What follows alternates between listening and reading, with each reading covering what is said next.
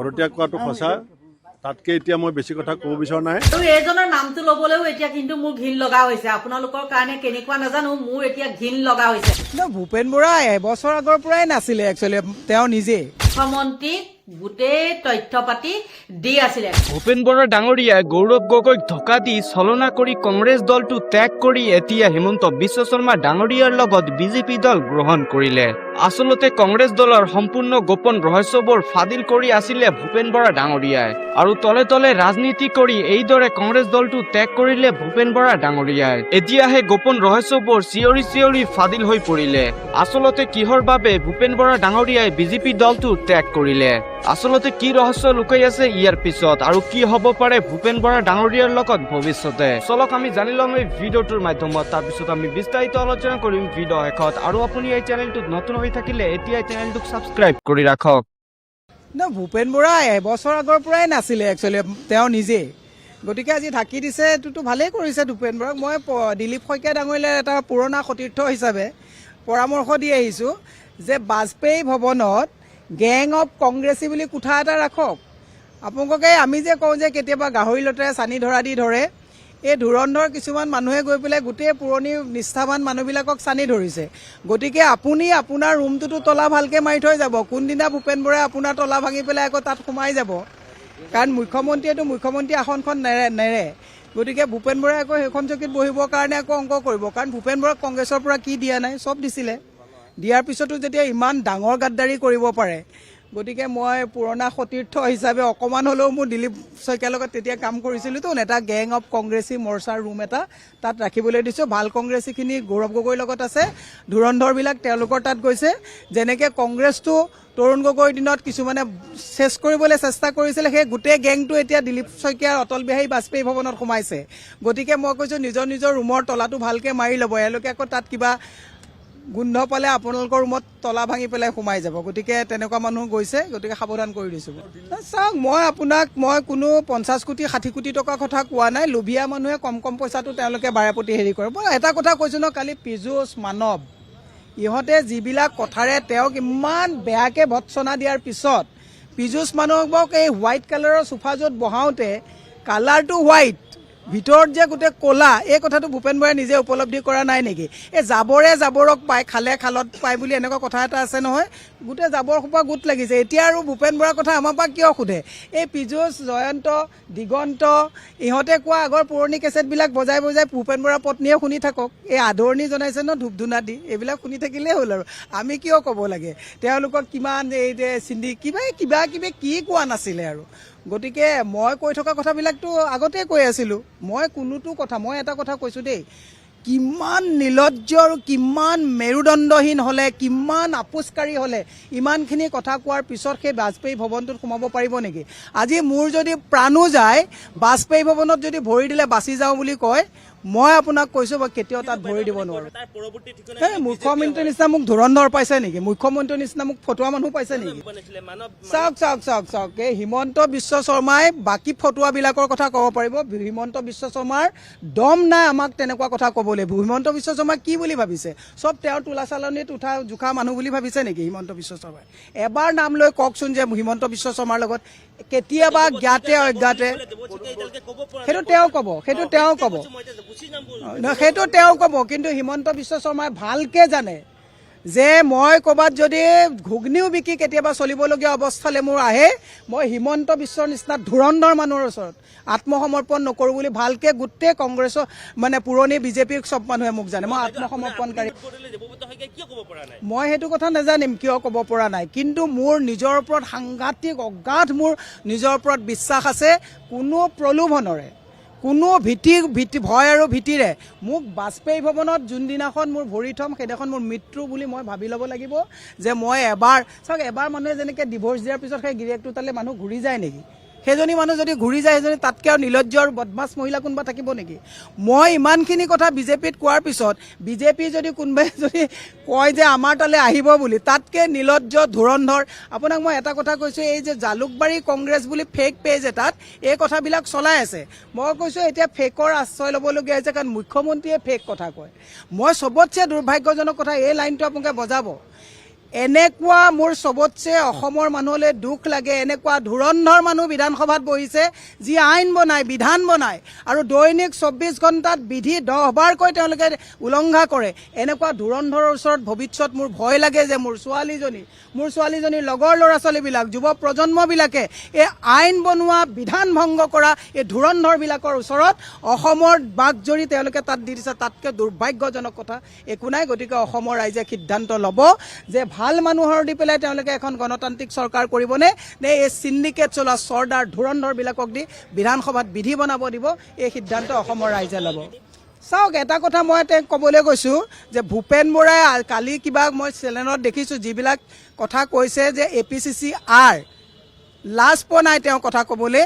তেওঁ যে ইমান দি দিয়ে APCC যে তেওঁ যে হিমন্ত বিশ্ব শৰ্মা হৈ আছিলে, APCC HBS হৈ আছিলে, তেওঁ লাজ পোৱা নাই কথা ক'বলৈ। ভূপেন বৰাই কাক কথা ক'বলৈ আহিছে? ভূপেন বৰাৰ নিচিনা মেৰুদণ্ড নথকা, টকা দেখিলে ৰখিব নোৱাৰা, মোৰ যোৱাবাৰ লোকসভা নিৰ্বাচনৰ পিছত মই যেতিয়া কৈছিলোঁ যে দাঁত নথকা বুঢ়া সিংহৰ নিচিনা ফুচফুচাই থাকে, ধোঁৰা সাপৰ নিচিনা, তেতিয়া মোক নটিচ দিছিলে, চৌকছ দিছিলে। মই তেতিয়াই জানো পেকেজ লৈ পেলাই হিমন্ত বিশ্ব শৰ্মাৰ পৰা। তেওঁ মোক নিজে কৈছিলে এখন থাৰত মানৱ ডেকাই তেওঁ কোনখন থাৰত কেতিয়া ক'ত পইচা দিছিলে, ৰাতি থাৰত ক'ত পইচা থৈ দিছিলে, মই ক'ম নেকি? অসমৰ ৰাইজে ভালকৈ জানে মই ভূপেন বৰাৰ দৰে চলাহী মানুহ নহয়। তেওঁ কৈছে যে গৌৰৱ গগৈ ঘনিষ্ঠ হ'বৰ কাৰণে এতিয়া বহুত ভূপেন বৰাক গালি পাৰিব। মই কোনো মানুহৰ ঘনিষ্ঠ নহয়, মই শ্বেয়াৰখনক ৰেচপেক্ট কৰোঁ, শ্বেয়াৰৰ ঘনিষ্ঠ। সৌজন্যতাৰ খাতিৰত মই কৈছোঁ, শুনক, নহয়, মই সৌজন্যতাৰ খাতিৰত দায়িত্ব এইটো থাকে আমাৰ। সেইদিনাখন মই সৌজন্যতাৰ খাতিৰত গৈছোঁ তেখেতৰ তাত, এইটো আমাৰ নৈতিক দায়িত্বৰ ভিতৰত পৰে। কিন্তু ভূপেন বৰা আজি এবছৰ আগতেই কংগ্ৰেছৰ পৰা গৈছে। এই কথাটো আপোনালোকক মই মানে প্ৰকাৰণতে মই ফেচবুকত আজি এবছৰৰ পৰা লিখি আছোঁ যে ভূপেন বৰা আমাৰ পৰা এবছৰ আগতেই গ'ল।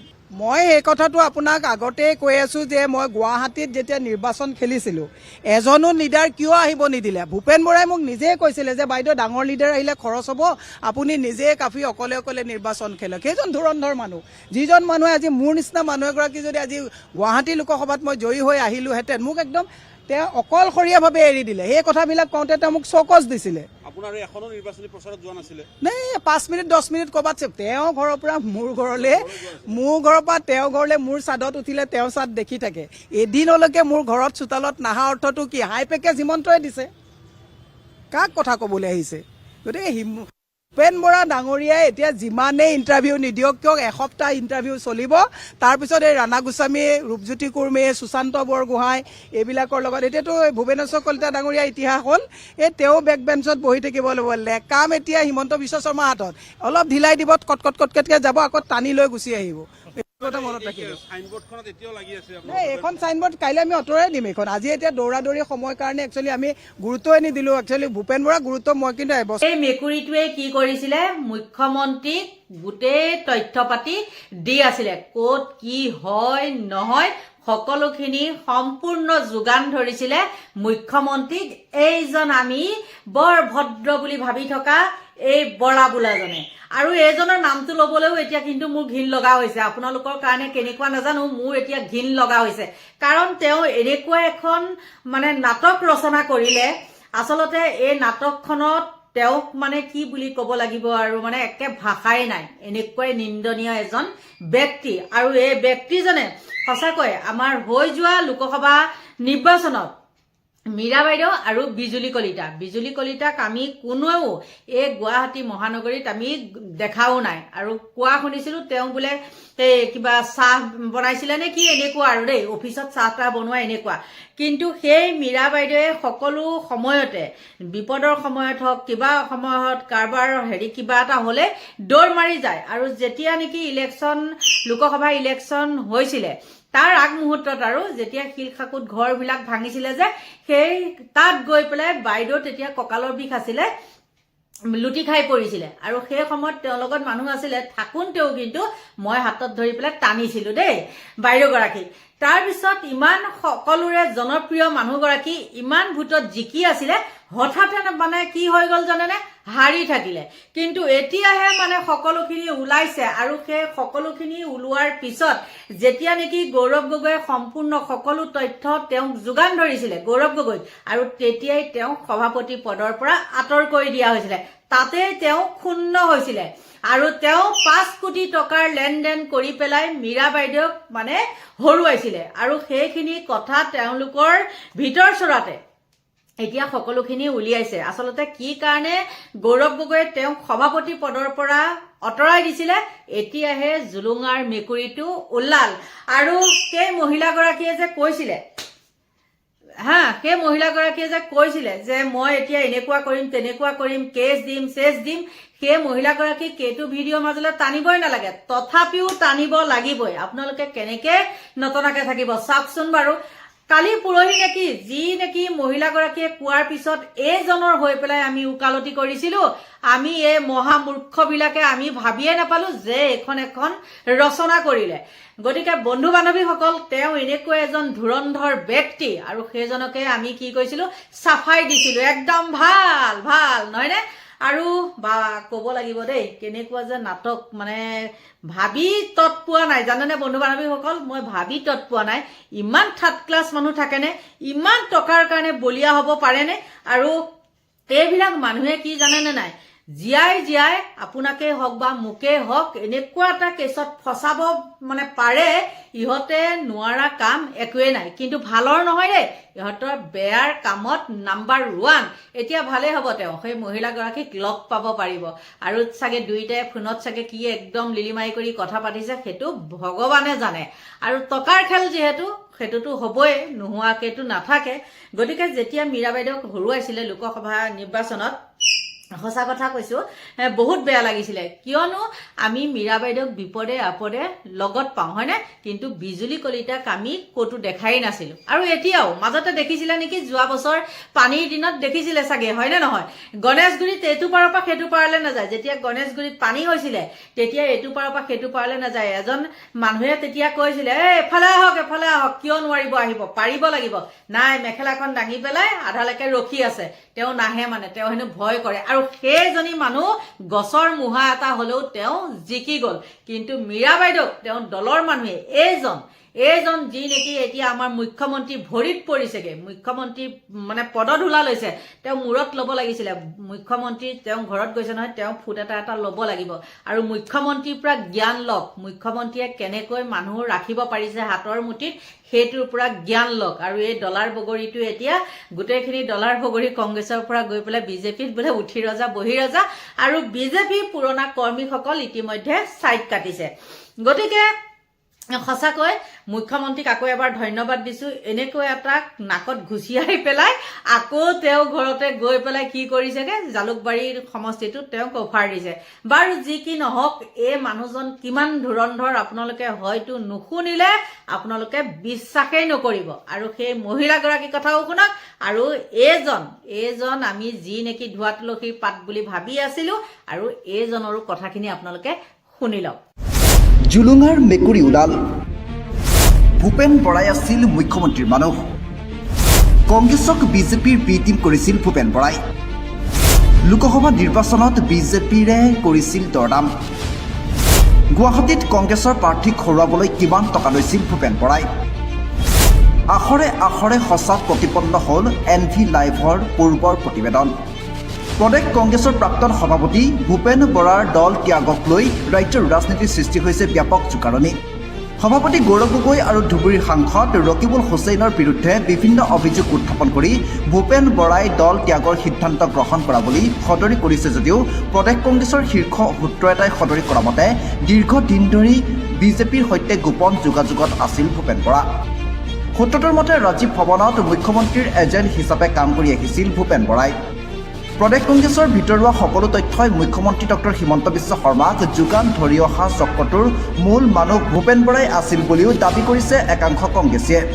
মন কৰিবলগীয়া যে মুখ্যমন্ত্ৰী ডক্টৰ হিমন্ত বিশ্ব শৰ্মাৰ সৈতে যে ভূপেন বৰাই সুসম্পৰ্ক ৰাখি আহিছিল সেয়া মুখ্যমন্ত্ৰীৰ মন্তব্যতেই ওলাই পৰিছে। প্ৰদেশ কংগ্ৰেছৰ শীৰ্ষ সূত্ৰ এটাই সদৰি কৰা মতে বিগত লোকসভাৰ নিৰ্বাচনত মুখ্যমন্ত্ৰীৰ সৈতে গোপন বুজাবুজি কৰিছিল ভূপেন বৰাই। বিশেষকৈ গুৱাহাটী লোকসভা সমষ্টিত কংগ্ৰেছৰ প্ৰাৰ্থী মীৰা বৰঠাকুৰক পৰাজিত কৰিবলৈ মুখ্যমন্ত্ৰী আৰু বিজেপিৰ সৈতে গোপন অংক কৰিছিল ভূপেন বৰাই। গুৱাহাটী লোকসভা সমষ্টিৰ অন্তৰ্গত এগৰাকী কংগ্ৰেছী বিধায়ক আৰু মহানগৰ কংগ্ৰেছৰ এগৰাকী শীৰ্ষ নেতাৰ সহযোগত বিজেপিৰ প্ৰাৰ্থী বিজুলী কলিতা মেধিক জয়ী কৰোৱাৰ পৰিকল্পনাত চামিল হৈছিল ভূপেন বৰা।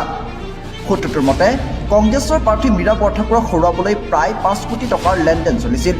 এই সমস্ত পৰিকল্পনাত হাত উজান দিছিল সেই সময়ৰ সভাপতি ভূপেন বৰাই। প্ৰদেশ কংগ্ৰেছৰ শীৰ্ষ সূত্ৰটোৱে সদৰি কৰা মতে বিগত সময়ছোৱাত মুখ্যমন্ত্ৰী ডক্টৰ হিমন্ত বিশ্ব শৰ্মাৰ পৰামৰ্শ মতে দল চলাই আছিল ভূপেন বৰাই।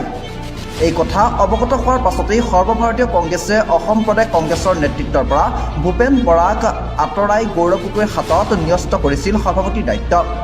সেই সময়তেই কংগ্ৰেছ এৰি বিজেপিত যোগদানৰ বাবে সাজু হৈছিল ভূপেন বৰা।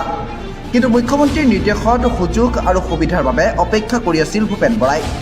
কংগ্ৰেছৰ শীৰ্ষ সূত্ৰটোৱে সদৰি কৰা মতে ভূপেন বৰাৰ পদত্যাগে কংগ্ৰেছক কোনো ধৰণৰ ক্ষতিগ্ৰস্ত নকৰে, বৰঞ্চ প্ৰদেশ কংগ্ৰেছত গিজগিজাই থকা বিজেপিৰ এজেণ্টৰ সংখ্যা এটা কমালেহে বুলিও দাবী কৰিছে কংগ্ৰেছৰ জ্যেষ্ঠ নেতাসকলে। এইসকল নেতাৰ দাবী ভূপেন বৰা কংগ্ৰেছত থকা হ'লে সভাগত নিৰ্বাচনক লৈ কংগ্ৰেছে কৰা সকলো ৰণনীতি আৰু পৰিকল্পনাৰ বিষয়ে ডাৰৰ বাতৰি দাৰে দাৰে পাই থাকিলেহেঁতেন মুখ্যমন্ত্ৰীয়ে। News report NV live. পৰনাৰীৰ গাত হাত দিয়া মানুহ ভূপেন বৰা। বিজেপিৰ মতে ভূপেন বৰা চৰিত্ৰহীন।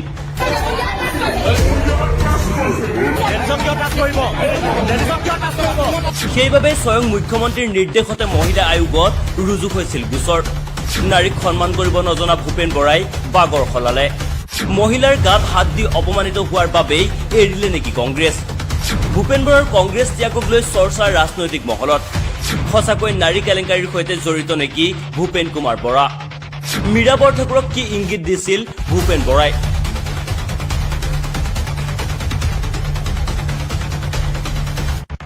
ভূপেন বৰাৰ বিৰুদ্ধে পূৰ্বেও আছিল বহু গুৰুতৰ অভিযোগ। কংগ্ৰেছ দল ত্যাগ কৰাৰ পিছতেই ভূপেন বৰাক লৈ চৰ্চা অব্যাহত আছে। ওলাইছে ইটোৰ পাছত সিটো অভিযোগ। বিশেষকৈ নাৰী কেলেংকাৰীত সাঙুৰ খাইছে ভূপেন বৰাৰ নাম। কিছুদিন পূৰ্বে লখিমপুৰ মেডিকেল কলেজ হস্পিটেলত হোৱা সেই ঘটনাই জ্বলন্ত উদাহৰণ। লখিমপুৰ মেডিকেল কলেজত আৰম্ভ হোৱা বিজেপি আৰু কংগ্ৰেছৰ সংঘাতৰ পাছত ভূপেন বৰাৰ ওপৰত সকলোৰে চোকা নজৰ পৰিছিল। কিয়নো এগৰাকী মহিলাৰ গাত হাত দিছিল বুলি মহিলাগৰাকীয়ে নিজে সংবাদ মাধ্যমৰ আগত ব্যক্ত কৰাৰ উপৰিও আইনৰো কাষ চাপিছিল। ভূপেন বৰাৰ বিৰুদ্ধে উঠিছিল মহিলাৰ শ্লীলতা হানিৰ অভিযোগ। এই অভিযোগ তুলিছিল লখিমপুৰ মেডিকেল কলেজৰ কৰ্মচাৰীয়ে। তাৰ পাছতেই বিজেপিৰ মতে ভূপেন বৰা চৰিত্ৰহীন, পৰনাৰীৰ গাত হাত দিয়া মানুহ। সেই বুলিয়ে স্বয়ং মুখ্যমন্ত্ৰীৰ নিৰ্দেশতে মহিলা আয়োগত ৰুজু হৈছিল গোচৰ। এতিয়া বহুতৰ মনত প্ৰশ্ন, চৰিত্ৰত দাগ লাগিব বুলি ভয় খায়েই বিজেপিলৈ ঢাপলি মেলিবলৈ মন মেলিছে নেকি ভূপেন কুমাৰ বৰাই? বিজেপিয়ে নিজেই অভিযোগ অনা তেনে এজন ব্যক্তিক কেনেদৰে আদৰিবলৈ সাজু হৈছে সেয়াও হৈ পৰিছে চিন্তাৰ বিষয়। আমিতো ইয়াত গৌৰৱ গগৈ আহিছে বুলি গম নাপাওঁ। আমি জাষ্ট মানে ইয়াত আমি ইয়াৰে হয়, আমি ইয়াতে কৰ্মচাৰী, ইয়াতে মেডিকেলতে কৰি থকা। আমি জাষ্ট গৌৰৱ গগৈ ডাঙৰীয়াক এটা কথাই সুধিছো যে আপোনাৰ ইয়ালৈ আহি কেনেকুৱা লাগিলে, আমাৰ লখিমপুৰ মেডিকেল কলেজখনলৈ আহি আপোনাৰ কেনেকুৱা লাগিলে? তেওঁ মানে চিধা এটা কথাই কৈছে, আপুনি কোন হয় সুধিবৰ কাৰণে। মই কৈছো মই ইয়াৰে মানুহ হয়, ইয়াতে চাকৰি কৰি আছো, ইয়াতে কৰি আছো, সেইটো কাৰণে আপোনাক সুধিছো। লগে লগে তেওঁৰ লগত থকা গুণ্ডাখিনিয়ে লগে লগে বিজেপি হয় সেইটো কথা ক'লে, সেইটো কথা গ'ল। ছেকেণ্ডত ভূপেন বৰা ডাঙৰীয়াই চিধাই মোক এনেকে টাচ কৰিছে, তুমি মনে মনে থাকাছো, তুমি মনে মনে। এইটো কি? এইটো কেনেকুৱা কথা হ'ব পাৰে? তেওঁতো মোৰ হাজবেণ্ড নহয়, না মোৰ ভাই ককাই হয়, তেওঁ মোক এনেকে কেলে টাচ কৰিব? সেইটো কথা কোৱা মানে তেওঁলোকে চিধা বিজেপি গৌবেগ, বিজেপি মুণ্ডাবাদ, মানৱ ডেকা মুণ্ডাবাদ। এইটো কেনেকুৱা কথা হ'ব পাৰে? আমি জাষ্ট তেওঁক কথাটো সুধিছোহে যে আপোনাক মেডিকেল কলেজখনলৈ আহি আপোনালোকৰ কেনেকুৱা লাগিলে। সেইটো কথাতে মানৱ ডেকাৰ নাম ওলাই গ'ল, আমাৰ CM ছাৰৰ নাম ওলাই গ'ল। কি কাৰণে ওলাই গ'ল? তেওঁলোকে ইমানে হেৰি যে মাইকী মানুহ চানো আমাক কাকো চোৱা নাই। তেওঁ গাত হাত দিছে, মোৰ গাত হাত দিছে, তেওঁৰ গাত হাত দিছে। এইটো কেনেকুৱা হ'ব পাৰে? তেওঁলোকে ইমান এজন ডাঙৰ নেতা হৈ তেওঁলোকে কেনেকে মাইকী মানুহক কেনেকে সন্মান কৰিব লাগে, কেনেকে মাইকী মানুহক কথা ক'ব লাগে সেইটো কথা নাজানে। তেনেহলে তেওঁলোকে কিহৰ কাৰণে সপোন দেখিছে? তেওঁলোকে যদি মাইকী মানুহক কথা এটা ক'ব নাজানে, কেনেকে কি কৰিব লাগে ব্যৱহাৰ নাজানে, তেওঁলোকে যে CMৰ সপোন দেখিছে, ইয়াক চৰকাৰ বহাৰ সপোন দেখিছে। চিন্তা কৰক আপোনালোকে কেনেকুৱা বেয়া ব্যৱহাৰ কৰিছে আমাৰ লগত। আমি জাষ্ট কথাটো সোধাৰ কাৰণে, বেছি কথা নকওঁ। তেওঁলোকক কি ব্যৱস্থা ল'ব লাগে আইনে ল'ব। তেওঁ মোক হাত দিছে, আপোনালোকে এতিয়া তেওঁ গৈ সোধকে হয়নে নহয় হাত দিছে নে নাই। দিয়া আপোনালোকে নিশ্চয় শুনিলে।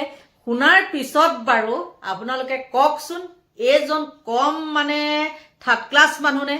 তো যিয়ে নহওক বন্ধুসকল, আপোনালোকে ভিডিঅ'টো শেষলৈ চোৱাৰ পিছত আচলতে বুজি পালে যে ভূপেন বৰা ডাঙৰীয়াই কিদৰে চলনা কৰিছিলে গৌৰৱ গগৈ ডাঙৰীয়াৰ লগত।